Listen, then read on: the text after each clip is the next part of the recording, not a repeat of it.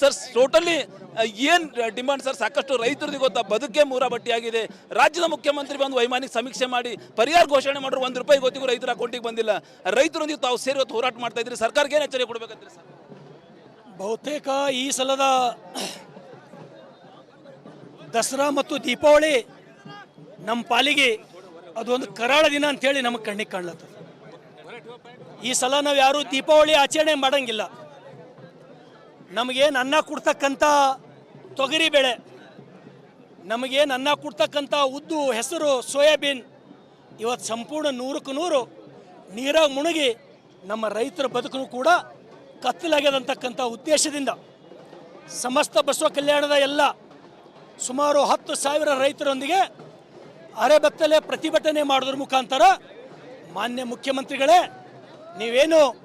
ನೀವು ಕೊಡ್ತಕ್ಕಂಥ ಪರಿಹಾರ ಆ ಸಣ್ಣ ಮಕ್ಕಳೇನು ಅಳ ಮುಂದ ಅವ್ರ ಕೈದಾಗ ಚಾರಣೆ ಕೊಡ್ತಾರಲ್ಲ, ಆ ರೀತಿ ಸಮಾಧಾನ ಮಾಡಬೇಡ್ರಿ, ರೈತರಿಗೆ ಬದುಸ್ತಕ್ಕಂಥ ಒಂದು ಪರಿಹಾರ ನೀವು ಕೊಡ್ರಿ. ಇವತ್ತು ಅನೇಕ ಜನ ರೈತರು, ಈಗಾಗಲೇ ಲಕ್ಷಾಂತರ ಜನ ರೈತರು ಗುಳೆ ಹೋಗಿ ಪುನಃ ಮುಂಬೈದೊಳಗೆ ಹೋಗ್ಯಾರ. ತಾವು ಒಂದು ವೇಳೆ ನಮ್ಮ ಕಡೆ ತಿರುಗಿ ನೋಡಿಲ್ಲ ಅಂದ್ರೆ ಅನೇಕ ಜನ ರೈತರು ಆತ್ಮಹತ್ಯೆಗೆ ಶರಣಾಗ್ಬೋದು, ಲಕ್ಷಾಂತರ ಜನ ಮತ್ತು ಗುಳೆ ಹೋಗ್ಬೋದು. ಹಾಗಾಗಿ ಇವತ್ತಿನ ಪ್ರತಿಭಟನೆ ಉದ್ದೇಶ ರೈತರ ನೋವು ಹೇಳತೀರದು. ಹಾಗಾಗಿ ನಾನು ವಿನಂತಿಯನ್ನು ಮಾಡ್ತೇನೆ, ಸಂಪೂರ್ಣ ರೈತರ ಸಾಲ ಮನ್ನಾ ಮಾಡ್ರಿ. ತಾವು ದೇವರಾಜ್ ಅರಸೇನ ಅಂತೇಳಿ ಹೆಸರು ತಗೋಬೇಕಂತಿರಲ್ಲ, ಬರೀ ಅದು ಮಾತಿನಾಗಲ್ಲ, ರೈತರಿಗೆ ಕೈ ಹಿಡೀರಿ, ಅವಾಗ ನೀವು ನಿಜವಾದ ದೇವರಾಜ್ ಅರಸ ಆತೀರಿ. ಈ ಸಾಲ ಮನ್ನಾ ಮಾಡ್ರಿ, ನೀವು ದೇವರಾಜ್ ಅರಸ ಆತೀರಿ. ಮಹಾರಾಷ್ಟ್ರ ಮಾದಿದೊಳಗೆ ನೀವು 50,000 ಕೋಟಿ ರೈತರ ಅಕೌಂಟಿಗೆ ಹಾಕ್ರಿ, ದೇವರಾಜ್ ಅರಸ ಆತೀರಿ ಅಂತೇಳಿ ನಾನು ಮುಖ್ಯಮಂತ್ರಿಯವರಿಗೆ ಪ್ರತಿ ಹೆಕ್ಟರ್ ರೈತರಿಗೆ ಎಷ್ಟು ಕೊಡ್ಬೇಕು ಸರ್ ಪರಿಹಾರ? ನಾನು ಪ್ರತಿ ಹೆಕ್ಟೇರ್ಕಲ್ಲ, ಪ್ರತಿ ಎಕರೆಗೆ 25,000 ರೂಪಾಯಿ ಕೊಡ್ರಿ ಅಂತೇಳಿ ನನ್ನ ಡಿಮ್ಯಾಂಡ್ ಇದೆ.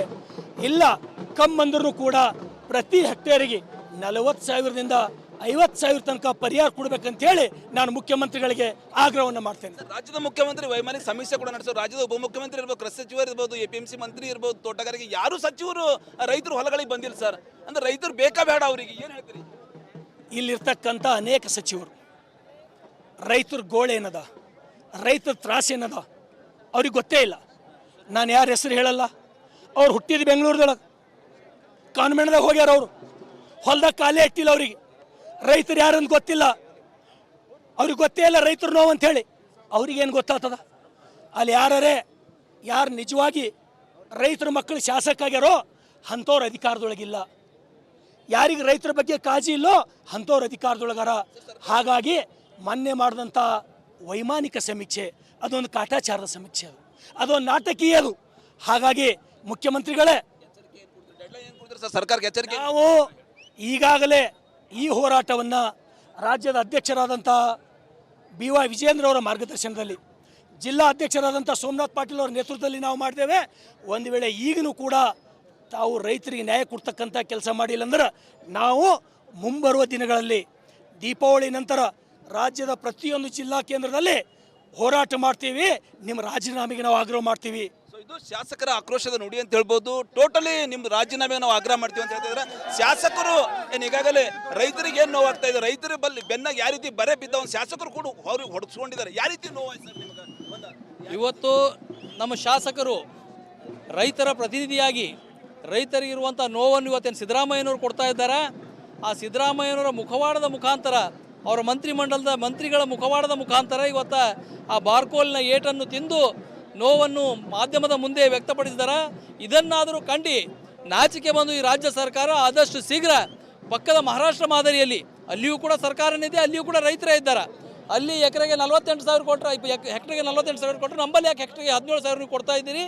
ಆ ಮಾದರಿಯ ಪರಿಹಾರ ಕೊಡಬೇಕು, ರೈತರ ನೆರವಿಗೆ ಬರಬೇಕು ಅಂತ ನಾವು ಒತ್ತಾಯ ಮಾಡ್ತಾ ಇದ್ದೀವಿ. ಇದು ಬಿಜೆಪಿ ಮುಖಂಡರ ಆಕ್ರೋಶ ಅಂತ ಹೇಳ್ಬೋದು. ಈಗಲಾದರೂ ರಾಜ್ಯ ಸರ್ಕಾರ ರೈತರ ನೆರವಿಗೆ ಬರ್ತದ?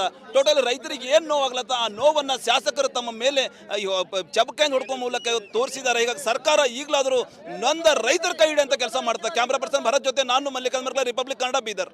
ಸರ್ ಟೋಟಲಿ ಏನು ಡಿಮಾಂಡ್ ಸರ್? ಸಾಕಷ್ಟು ರೈತರದ್ದು ಗೊತ್ತಾ ಬದುಕೆ ಮೂರ ಬಟ್ಟಿಯಾಗಿದೆ. ರಾಜ್ಯದ ಮುಖ್ಯಮಂತ್ರಿ ಬಂದು ವೈಮಾನಿಕ ಸಮೀಕ್ಷೆ ಮಾಡಿ ಪರಿಹಾರ ಘೋಷಣೆ ಮಾಡಿದ್ರು, ₹1 ಗೊತ್ತಿಗೂ ರೈತರ ಅಕೌಂಟಿಗೆ ಬಂದಿಲ್ಲ. ರೈತರೊಂದಿಗೆ ತಾವು ಸೇರಿ ಹೋರಾಟ ಮಾಡ್ತಾ ಇದ್ರಿ, ಸರ್ಕಾರಕ್ಕೆ ಏನು ಎಚ್ಚರಿಕೆ ಕೊಡಬೇಕಂತ್ರಿ ಸರ್?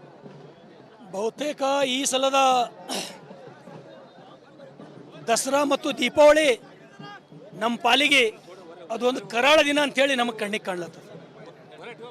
ಈ ಸಲ ನಾವು ಯಾರೂ ದೀಪಾವಳಿ ಆಚರಣೆ ಮಾಡಂಗಿಲ್ಲ. ನಮಗೇನು ಅನ್ನ ಕೊಡ್ತಕ್ಕಂಥ ತೊಗರಿ ಬೆಳೆ, ನಮಗೇನು ಅನ್ನ ಕೊಡ್ತಕ್ಕಂಥ ಉದ್ದು, ಹೆಸರು, ಸೋಯಾಬೀನ್ ಇವತ್ತು ಸಂಪೂರ್ಣ 100ಕ್ಕೆ 100 ನೀರಾಗ ಮುಳುಗಿ ನಮ್ಮ ರೈತರ ಬದುಕು ಕೂಡ ಕತ್ತಲಾಗ್ಯದಂತಕ್ಕಂಥ ಉದ್ದೇಶದಿಂದ ಸಮಸ್ತ ಬಸವ ಕಲ್ಯಾಣದ ಎಲ್ಲ ಸುಮಾರು 10,000 ರೈತರೊಂದಿಗೆ ಅರೆಬೆತ್ತಲೆ ಪ್ರತಿಭಟನೆ ಮಾಡೋದ್ರ ಮುಖಾಂತರ ಮಾನ್ಯ ಮುಖ್ಯಮಂತ್ರಿಗಳೇ, ನೀವು ಕೊಡ್ತಕ್ಕಂಥ ಪರಿಹಾರ ಆ ಸಣ್ಣ ಮಕ್ಕಳೇನು ಅಳ ಮುಂದ ಅವ್ರ ಕೈದಾಗ ಚಾರಣೆ ಕೊಡ್ತಾರಲ್ಲ, ಆ ರೀತಿ ಸಮಾಧಾನ ಮಾಡಬೇಡ್ರಿ. ರೈತರಿಗೆ ಬದುಸ್ತಕ್ಕಂಥ ಒಂದು ಪರಿಹಾರ ನೀವು ಕೊಡ್ರಿ.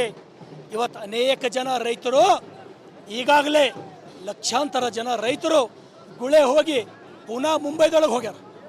ತಾವು ಒಂದು ವೇಳೆ ನಮ್ಮ ಕಡೆ ತಿರುಗಿ ನೋಡಿಲ್ಲ ಅಂದ್ರೆ ಅನೇಕ ಜನ ರೈತರು ಆತ್ಮಹತ್ಯೆಗೆ ಶರಣಾಗ್ಬೋದು, ಲಕ್ಷಾಂತರ ಜನ ಮತ್ತು ಗುಳೆ ಹೋಗ್ಬೋದು. ಹಾಗಾಗಿ ಇವತ್ತಿನ ಪ್ರತಿಭಟನೆ ಉದ್ದೇಶ ರೈತರ ನೋವು ಹೇಳತೀರದು. ಹಾಗಾಗಿ ನಾನು ವಿನಂತಿಯನ್ನು ಮಾಡ್ತೇನೆ, ಸಂಪೂರ್ಣ ರೈತರ ಸಾಲ ಮನ್ನಾ ಮಾಡ್ರಿ. ತಾವು ದೇವರಾಜ್ ಅರಸೇನ ಅಂತೇಳಿ ಹೆಸರು ತಗೋಬೇಕಂತಿರಲ್ಲ, ಬರೀ ಅದು ಮಾತಿನಾಗಲ್ಲ, ರೈತರಿಗೆ ಕೈ ಹಿಡೀರಿ, ಅವಾಗ ನೀವು ನಿಜವಾದ ದೇವರಾಜ್ ಅರಸ ಆತೀರಿ. ಈ ಸಾಲ ಮನ್ನಾ ಮಾಡ್ರಿ, ನೀವು ದೇವರಾಜ್ ಅರಸ ಆತೀರಿ. ಮಹಾರಾಷ್ಟ್ರ ಮಾದಿದೊಳಗೆ ನೀವು 50,000 ಕೋಟಿ ರೈತರ ಅಕೌಂಟಿಗೆ ಹಾಕ್ರಿ, ದೇವರಾಜ್ ಅರಸ ಆತೀರಿ ಅಂತೇಳಿ ನಾನು ಮುಖ್ಯಮಂತ್ರಿಯವರಿಗೆ ಪ್ರತಿ ಹೆಕ್ಟರ್ ರೈತರಿಗೆ ಎಷ್ಟು ಕೊಡ್ಬೇಕು ಸರ್ ಪರಿಹಾರ? ನಾನು ಪ್ರತಿ ಹೆಕ್ಟೇರ್ಕಲ್ಲ, ಪ್ರತಿ ಎಕರೆಗೆ 25,000 ರೂಪಾಯಿ ಕೊಡ್ರಿ ಅಂತೇಳಿ ನನ್ನ ಡಿಮ್ಯಾಂಡ್ ಇದೆ. ಇಲ್ಲ ಕಮ್ಮಂದ್ರೂ ಕೂಡ ಪ್ರತಿ ಹೆಕ್ಟೇರಿಗೆ 40,000ದಿಂದ 50,000 ತನಕ ಪರಿಹಾರ ಕೊಡ್ಬೇಕಂತೇಳಿ ನಾನು ಮುಖ್ಯಮಂತ್ರಿಗಳಿಗೆ ಆಗ್ರಹವನ್ನು ಮಾಡ್ತೇನೆ. ರಾಜ್ಯದ ಮುಖ್ಯಮಂತ್ರಿ ವೈಮಾನಿಕ ಸಮೀಕ್ಷೆ ಕೂಡ ನಡೆಸೋ, ರಾಜ್ಯದ ಉಪಮುಖ್ಯಮಂತ್ರಿ ಇರ್ಬೋದು, ಕೃಷಿ ಸಚಿವರು ಇರ್ಬೋದು, APMC ಮಂತ್ರಿ ಇರ್ಬೋದು, ತೋಟಗಾರಿಕೆ ಯಾರು ಸಚಿವರು ರೈತರು ಹೊಲಗಳಿಗೆ ಬಂದಿಲ್ಲ ಸರ್. ಅಂದ್ರೆ ರೈತರು ಬೇಕಾ ಬೇಡ, ಅವರಿಗೆ ಏನು ಹೇಳ್ತೀರಿ? ಇಲ್ಲಿರ್ತಕ್ಕಂಥ ಅನೇಕ ಸಚಿವರು ರೈತರ ಗೋಳೇನದ, ರೈತರ ತ್ರಾಸೇನದ ಅವ್ರಿಗೆ ಗೊತ್ತೇ ಇಲ್ಲ. ನಾನು ಯಾರ ಹೆಸರು ಹೇಳಲ್ಲ. ಅವ್ರು ಹುಟ್ಟಿದ ಬೆಂಗಳೂರದೊಳಗೆ ಕಾನ್ವೆಂಟ್ದಾಗ ಹೋಗ್ಯಾರ, ಅವರು ಹೊಲ್ದಾಗ ಕಾಲೇ ಇಟ್ಟಿಲ್ಲ. ಅವರಿಗೆ ರೈತರು ಯಾರಂತ ಗೊತ್ತಿಲ್ಲ, ಅವ್ರಿಗೆ ಗೊತ್ತೇ ಇಲ್ಲ ರೈತರು ನೋವು ಅಂಥೇಳಿ. ಅವ್ರಿಗೇನು ಗೊತ್ತಾಗ್ತದ?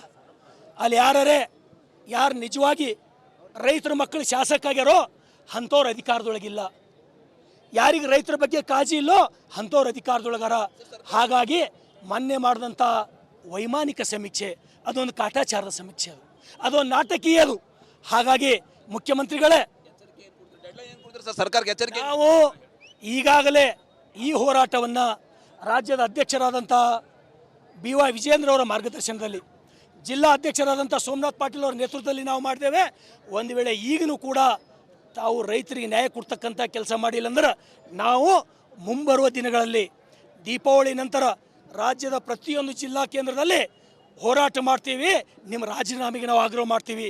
ಇದು ಶಾಸಕರ ಆಕ್ರೋಶದ ನುಡಿ ಅಂತ ಹೇಳ್ಬೋದು. ಟೋಟಲಿ ನಿಮ್ದು ರಾಜೀನಾಮೆ ನಾವು ಆಗ್ರಹ ಮಾಡ್ತೀವಿ ಅಂತ ಹೇಳ್ತಿದ್ರೆ ಶಾಸಕರು ಏನು ಈಗಾಗಲೇ ರೈತರಿಗೆ ಏನು ನೋವಾಗ್ತಾ ಇದೆ, ರೈತರ ಬೆನ್ನಾಗ ಯಾವ ರೀತಿ ಬರೆ ಬಿದ್ದ ಒಂದು ಶಾಸಕರು ಕೂಡ ಅವ್ರಿಗೆ ಹೊಡೆಸ್ಕೊಂಡಿದ್ದಾರೆ. ಯಾವ ರೀತಿ ನೋವಾಯ್ತು ಸರ್ ನಿಮ್ಗೆ? ಇವತ್ತು ನಮ್ಮ ಶಾಸಕರು ರೈತರ ಪ್ರತಿನಿಧಿಯಾಗಿ ರೈತರಿಗಿರುವಂಥ ನೋವನ್ನು ಇವತ್ತೇನು ಸಿದ್ದರಾಮಯ್ಯನವರು ಕೊಡ್ತಾ ಇದ್ದಾರೆ. ಆ ಸಿದ್ದರಾಮಯ್ಯನವರ ಮುಖವಾಡದ ಮುಖಾಂತರ, ಅವರ ಮಂತ್ರಿಗಳ ಮುಖವಾಡದ ಮುಖಾಂತರ ಇವತ್ತು ಆ ಬಾರ್ಕೋಲ್ನ ಏಟನ್ನು ತಿಂದು ನೋವನ್ನು ಮಾಧ್ಯಮದ ಮುಂದೆ ವ್ಯಕ್ತಪಡಿಸಿದ್ದಾರೆ. ಇದನ್ನಾದರೂ ಕಂಡು ನಾಚಿಕೆ ಬಂದು ಈ ರಾಜ್ಯ ಸರ್ಕಾರ ಆದಷ್ಟು ಶೀಘ್ರ ಪಕ್ಕದ ಮಹಾರಾಷ್ಟ್ರ ಮಾದರಿಯಲ್ಲಿ, ಅಲ್ಲಿಯೂ ಕೂಡ ಸರ್ಕಾರನಿದೆ, ಅಲ್ಲಿಯೂ ಕೂಡ ರೈತರೇ ಇದ್ದಾರೆ. ಅಲ್ಲಿ ಎಕರೆಗೆ 48,000 ಕೊಟ್ಟರೆ, ಹೆಕ್ಟರ್ಗೆ 48,000 ಕೊಟ್ಟರೆ, ನಮ್ಮಲ್ಲಿ ಯಾಕೆ ಹೆಕ್ಟರ್ಗೆ 17,000 ಕೊಡ್ತಾ ಇದ್ದೀರಿ? ಆ ಮಾದರಿಯ ಪರಿಹಾರ ಕೊಡಬೇಕು, ರೈತರ ನೆರವಿಗೆ ಬರಬೇಕು ಅಂತ ನಾವು ಒತ್ತಾಯ ಮಾಡ್ತಾ ಇದ್ದೀವಿ. ಇದು ಬಿಜೆಪಿ ಮುಖಂಡರ ಆಕ್ರೋಶ ಅಂತ ಹೇಳ್ಬೋದು. ಈಗಲಾದ್ರೂ ರಾಜ್ಯ ಸರ್ಕಾರ ರೈತರ ನೆರವಿಗೆ ಬರ್ತದ? ಟೋಟಲ್ ರೈತರಿಗೆ ಏನು ನೋವಾಗ್ಲತ್ತ, ಆ ನೋವನ್ನ ಶಾಸಕರು ತಮ್ಮ ಮೇಲೆ ಚಬಕಾಯಿಂದ ಹೊಡ್ಕೊ ಮೂಲಕ ತೋರಿಸಿದ್ದಾರೆ. ಈಗ ಸರ್ಕಾರ ಈಗಲಾದ್ರೂ ನೊಂದ ರೈತರ ಕೈ ಹಿಡಿಯಂತ ಕೆಲಸ ಮಾಡ್ತಾರೆ. ಕ್ಯಾಮ್ರಾ ಪರ್ಸನ್ ಭರತ್ ಜೊತೆ ನಾನು ಮಲ್ಲಿಕಾರ್ಜುನ್, ರಿಪಬ್ಲಿಕ್ ಕನ್ನಡ, ಬೀದರ್.